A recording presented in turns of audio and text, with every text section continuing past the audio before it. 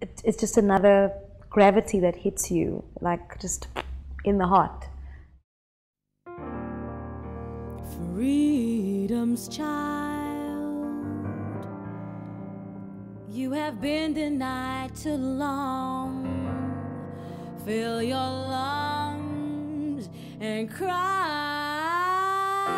Reach, step forward and take your rightful place. First meeting with James was in a set work book, actually, a set work exam, and it was one of his most famous poems, "The Face of My Mother."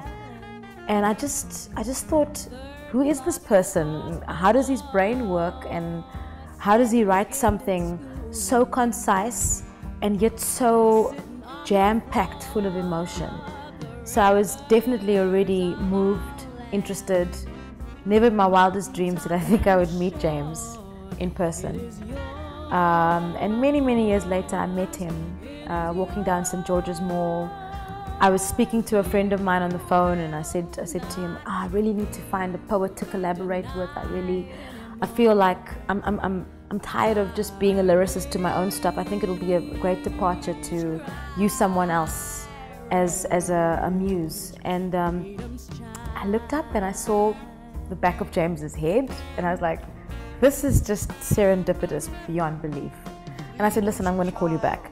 And I then kind of like pulled myself together and like a complete groupie, just like kind of tapped on his shoulder and like, hi, Mr. Matthews, how are you? And you know, and like, oh, it's so nice to meet you in person, and thank you for your work. And then he said, yeah, thank you for your work. I came to your launch and I love your music and I have your CD. And I was like, it's just one of those full circle moments that I don't think you'll ever forget in your life.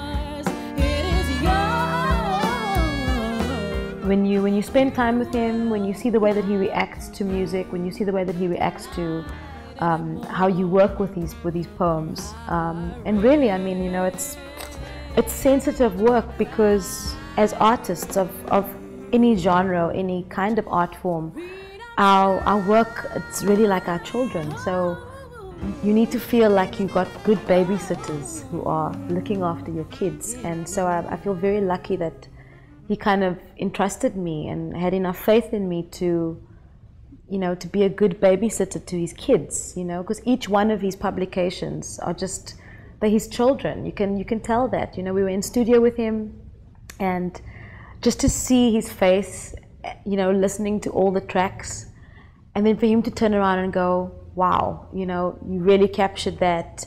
Thank you for that. You know, this is my legacy. And then you realize the gravity of someone's work and how it's his life, it's his history, it's his legacy. It's really for future generations to go back and listen, and to go and look at the poems more in depth and go, wow, I am here, I'm privileged as a result of other people's sacrifice. I am black.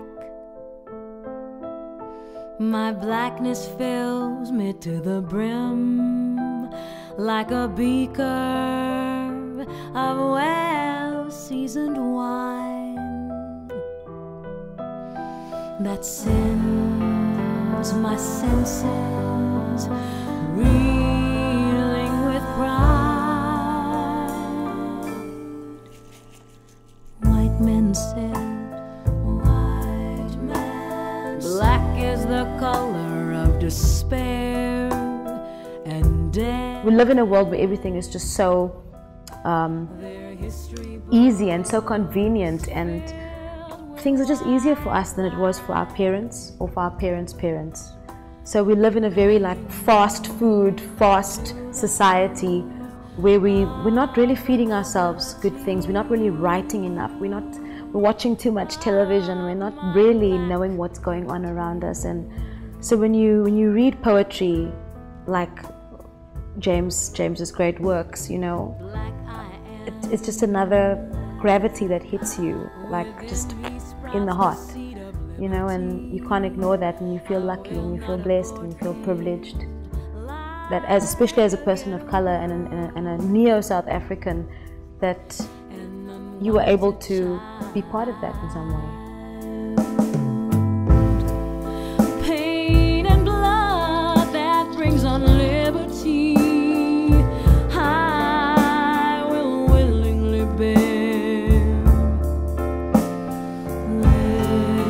Liberty seed will grow a mighty tree. Every black shall walk free.